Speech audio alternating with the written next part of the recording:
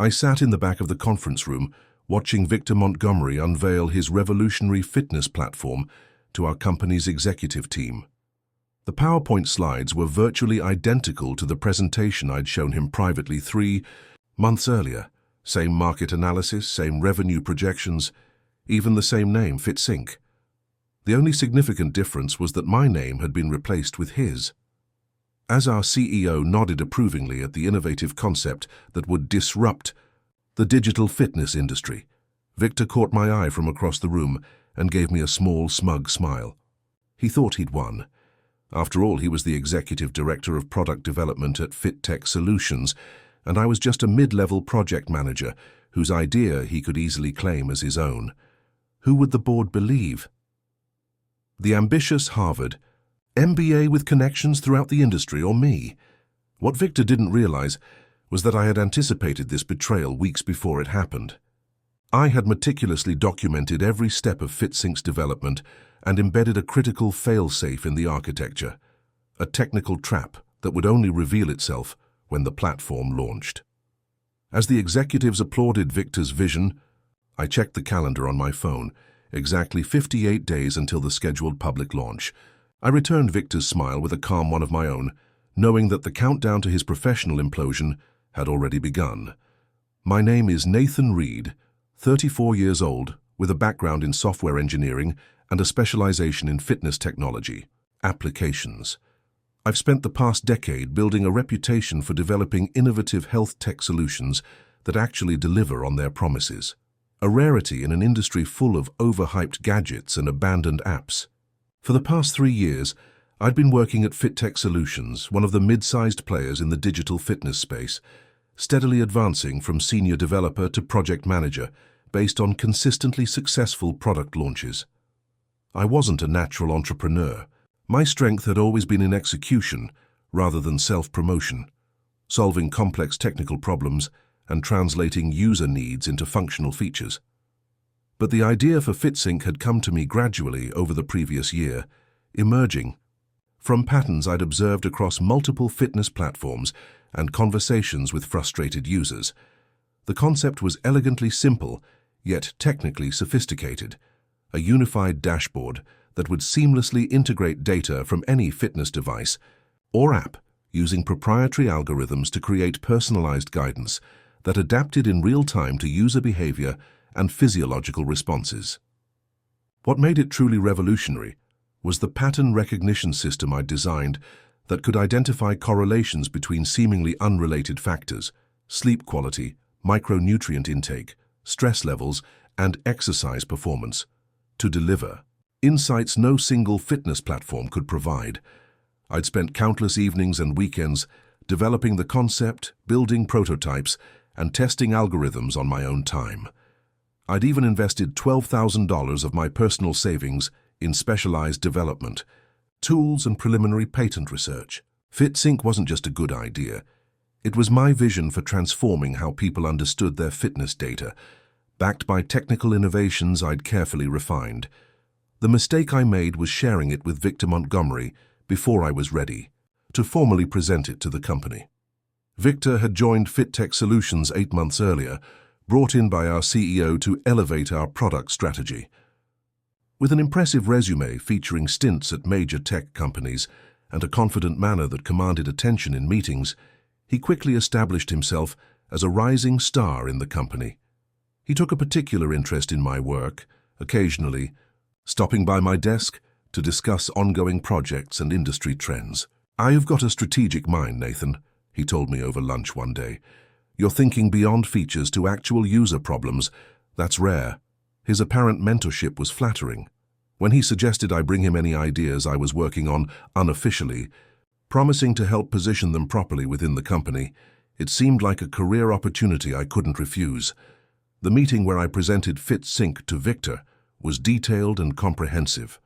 For 3 hours in a small conference room, I walked him through market analysis, technical architecture, revenue models, and implementation timelines. I showed working prototypes, demonstrated the integration framework, and explained the machine learning models that powered the recommendation engine. "This is impressive work," Victor said, studying the documentation I'd provided. truly innovative. But the company has a specific product roadmap for the next 2 quarters. The timing might be challenging.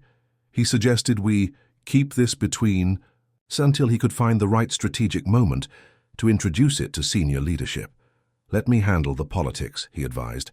I know how to get these things approved. I left that meeting feeling optimistic. Having an ally at the executive level seemed like exactly what I needed to turn my idea into reality. For the next few weeks, Victor occasionally asked for additional details about specific aspects of FitSync. Questions about scalability, security protocols, and intellectual property considerations that seemed appropriate for due diligence. Then, suddenly his interest appeared to wane. My emails about FitSync went unanswered. Our casual conversations shifted to current projects only. When I directly asked about progress on presenting FitSync to leadership, he cited competing priorities and market timing considerations. The first concrete sign of betrayal came 6 weeks after our initial meeting. A junior developer on my team was reassigned to a special project under Victor's direct supervision. When I asked about the nature of the project, I was told it was confidential and strategic, unusual in our typically transparent development environment. Then 2 more developers from adjacent teams were pulled into the same secret initiative. Company chat channels buzzed with speculation about a major new product in development. I might have remained in the dark if not for Devon, a UX designer who had worked with me on previous projects and who had been brought into Victor's group. I thought you were part of this, Devon said when we met for drinks after work. The whole thing is based on that integrated fitness dashboard you were talking about a few months ago. The confirmation of my suspicion sent a cold wave of anger through me. But even as the initial shock hit, my mind was already shifting into analytical mode. I needed evidence, not emotions. I needed leverage, not righteous indignation. What exactly did Victor tell you about the origin of the project? I asked Devon, keeping my voice casual. He said it was a concept he'd been developing for about a year, that he brought it with him from his previous position, but couldn't implement it there. Over the next few days, I discreetly gathered more information. Victor had assembled a team of 7 people working full-time on what was now officially called Project FitSync, my name for the platform preserved even as my role in creating it was erased.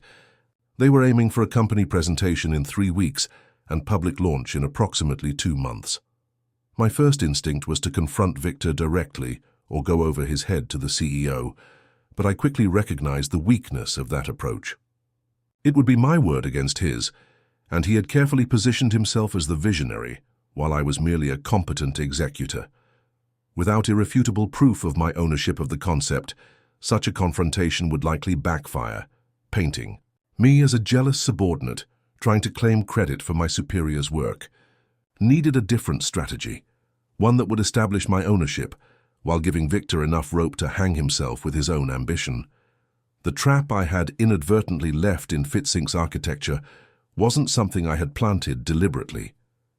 It was more accurate to call it a fundamental architectural feature that only its creator would fully understand. The integration framework, the core of FitSync's functionality, required a specific approach to data normalization across disparate fitness platforms.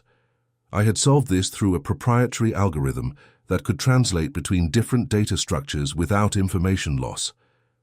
This algorithm was elegant but complex, with several counterintuitive elements that were essential to its function, but wouldn't be obvious to someone who hadn't developed it from first principles.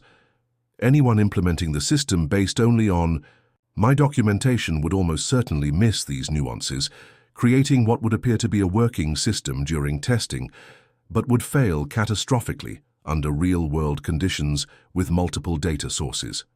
This was my advantage. Victor understood the business concept and high-level architecture, but he lacked the technical depth to recognize this critical subtlety. More importantly, his ego would prevent him from admitting he didn't understand something, making it unlikely. He would assign proper resources to solving the problem correctly. My approach crystallized into 3 parallel actions: documentation, protection, and patience. First, I meticulously compiled evidence of my development of FitSync. I gathered time-stamped, research notes, early prototypes, and development logs. I located emails where I had discussed elements of the concept with colleagues before Victor joined the company. I retrieved cloud backups showing the evolution of the code over time. I even had search history and purchase records for the specialized tools I'd acquired for development. Next, I filed a provisional patent application for the core integration algorithm, the beating heart of FitSync's functionality. This established a legal record of my invention, time-stamped and officially registered. I was careful to focus the application narrowly on the technical innovation rather than the broader business concept, reducing visibility while maximizing protection of the critical intellectual property. Finally, I adopted a stance of strategic patience. Rather than disrupting Victor's momentum, I would allow his version of FitSync to progress toward launch. The fundamental flaws in implementation would eventually reveal themselves, but only after Victor had fully committed his reputation to the project's success. During this waiting period, I maintained a professional demeanor, focusing on my assigned projects and giving no indication of my knowledge or intentions. When Victor's team eventually presented FitSync to the company, the presentation I described at the beginning, I attended quietly, documented the claims made, and compared them to my original concept. The alignment was unmistakable, down to specific phrases and examples I had used in my presentation to Victor. As the launch date approached, I noticed increasing tension among the development team. In casual conversations with former colleagues now working on FitSync, I heard about integration problems they couldn't quite resolve and inconsistent results when testing with multiple data sources, exactly the issues I had anticipated. 2. Weeks before launch, the company held a pre-release demonstration for selected industry analysts. Victor presided confidently, showcasing the sleek interface and ambitious vision. The demonstration used carefully prepared test accounts with limited data sources, just enough to make the system appear functional while hiding its fundamental flaws. The reviews were glowing. FitTech Solutions is positioning itself as the central hub in the fragmented fitness technology landscape, wrote one prominent analyst. Executive Director Victor Montgomery has developed what could become the unified platform the industry has been lacking. Victor's star was rising rapidly. He gave interviews about his innovation, received a substantial pre-launch bonus, and was featured prominently in company marketing materials. The board was discussing an expansion of FitSync into international markets before it had even launched domestically. 1 week before launch, I sent a private email to our CEO, Gerald Patterson, requesting an urgent meeting regarding potential intellectual property and technical concerns with the FitSync platform. I didn't accuse Victor directly or make any claims about idea theft. I simply expressed significant concerns that should be addressed before public release. Gerald, likely influenced by the positive pre-launch publicity, responded briefly that all proper protocols had been followed in FitSync's development and suggested I speak with Victor directly if I had specific technical feedback. This response was exactly what I had expected, and it completed the documentation trail I was building. The trap sprung itself on launch day. FitSync was released with considerable fanfare, press releases, social media campaigns, and a special event at our headquarters. For the first few hours, as early adopters began to sign up and connect their first fitness devices, everything appeared to be functioning as promised. By mid-afternoon, the problems began. Users connecting multiple data sources reported wildly inconsistent results. Activity data from different devices contradicted each other. Nutritional information disappeared when sleep data was added. The personalized recommendations, the feature Victor had highlighted most prominently, were either missing entirely or nonsensical. The company's social media channels filled with customer complaints. Tech blogs that had praised the concept hours earlier were now publishing updates about functionality issues. By evening, the customer support team was overwhelmed, and the development team was frantically trying to identify the root cause of problems that seemed to multiply with each attempted fix. I received a text message from Gerald at 7:42 p.m. "Need to speak with you urgently about FitSync issues." In his office, 30 minutes later, I found Gerald, Victor, and the Chief Technology Officer, Rachel Winters. Victor looked simultaneously angry and panicked. "Nathan," Gerald began, "the team is having difficulty resolving some integration issues with FitSync. Since you've worked on similar systems, we're hoping you might have some insight." Victor interrupted before I could respond. "This is just a scaling issue. My team needs time to optimize the back end for the user volume." Rachel shook her head. "The logs don't indicate a scaling problem. There's something fundamentally wrong with how the system normalizes data across different inputs." This was the moment I had been waiting for, but I approached it carefully. "I may be able to help," I said, "but first, I need to understand something. Victor, the integration framework being used, is it based on parallel normalization or sequential transformation of the input data?" It was a technical litmus test. Anyone who truly understood the system would immediately recognize that neither approach would work properly. The solution required a hybrid method with conditional processing paths.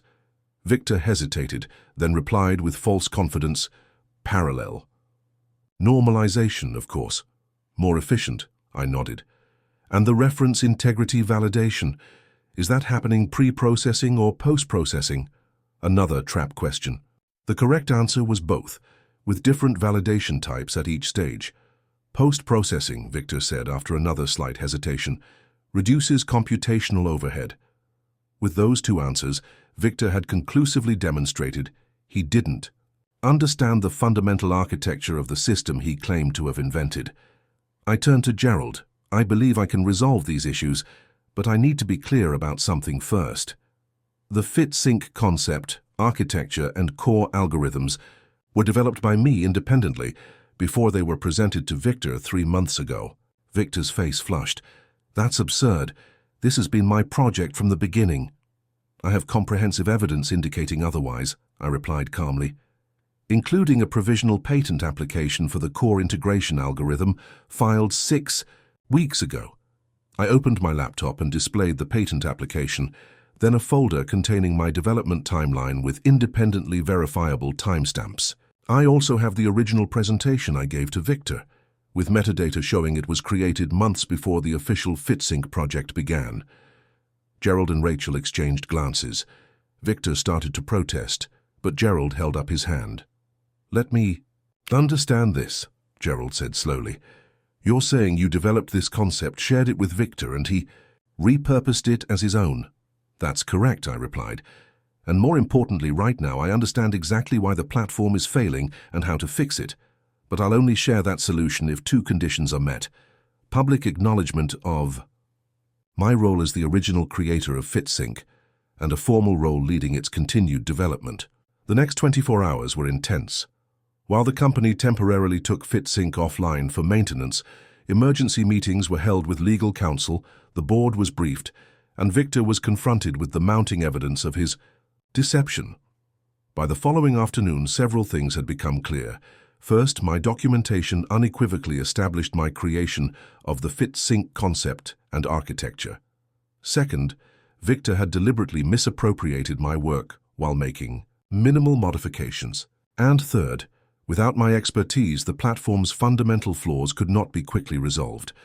The company faced a choice: admit the truth and reorganize the project under my leadership, or maintain Victor's narrative while watching their heavily promoted new product collapse under technical failures. Business reality made the decision inevitable. 2 days after the failed launch, FitTech Solutions issued a clarified press release about FitSync, describing it as developed by Nathan, Reed with executive sponsorship from Victor Montgomery. I was named Director of Integration Technologies, reporting directly to the CTO, with full authority over FitSync's continued development. Victor wasn't fired. That would have raised too many questions and potentially triggered legal issues. Instead, he was quietly reassigned to strategic initiatives with reduced responsibilities. 3 months later, he left for a position at a smaller company, his carefully constructed reputation significantly diminished. With proper implementation of the integration architecture, FitSync relaunched successfully 6 weeks after the initial failure. The platform quickly gained positive attention for its seamless integration capabilities and genuinely useful insights, exactly as I had envisioned. Within a year, it became FitTech Solutions' flagship product and the industry standard for fitness data integration. The experience taught me several valuable lessons about innovation in corporate environments. Technical excellence alone isn't enough. Understanding organizational dynamics and protecting your intellectual contributions is equally important. Documentation isn't just for code, it's for establishing ownership and intentions. And sometimes, patience is the most powerful tool in your arsenal. I also learned something about myself. While the vindication was satisfying, what really mattered to me was seeing my creation properly implemented and benefiting users as I had imagined. The title and recognition were secondary to the impact of the work itself. Gerald later admitted that the incident forced the company to reconsider how it handled innovation and credited employees for their contributions. We nearly lost $1 million idea, and one of our best minds because we allowed the wrong kind of ambition to be rewarded, he told me during a performance review. That's a mistake we won't repeat. The provisional patent was eventually converted to a full patent with my name as primary inventor and assigned to the company. My compensation was adjusted to reflect my new position and contribution to a key, revenue-generating product. More importantly, my reputation within both the company and the industry was established not just as an executor, but as an innovator. Victor, I heard, struggled to regain his former status. In an industry where credibility and original thinking are highly valued, the story of FitSync's troubled launch and subsequent revelations followed him despite attempts to reframe the narrative. As for me, I continued to develop new features for FitSync, while mentoring junior team members to approach problems with both technical rigor and strategic thinking. I became more deliberate about documenting and protecting my ideas, but also more willing to collaborate openly once proper attribution was established. My boss stole my startup idea, but didn't know I left a trap. Not an intentional sabotage, but the inevitable consequence of claiming ownership of something he didn't fully understand. The technical complexity that made FitSync valuable became the very mechanism that revealed the truth about its origins. The most effective traps aren't those we set deliberately, but those that arise naturally from the depth of our work and the uniqueness of our perspective. In technology, as in life, true understanding can't be stolen. It can only be earned through the same process of creation and problem-solving that produced the innovation in the first place. 2 years later, FitSync continues to evolve and grow under my direction. Victor occasionally appears in industry news, though never associated with projects of FitSync's significance or impact. And I've learned to balance technical innovation with strategic protection, creating freely, while ensuring that credit and control remain aligned with true authorship. Sometimes the best revenge isn't confrontation, but patience. Allowing reality to reassert itself when others attempt to distort it. The truth about creation has a way of revealing itself, particularly when the creation is complex enough that only its true originator can bring it fully to life.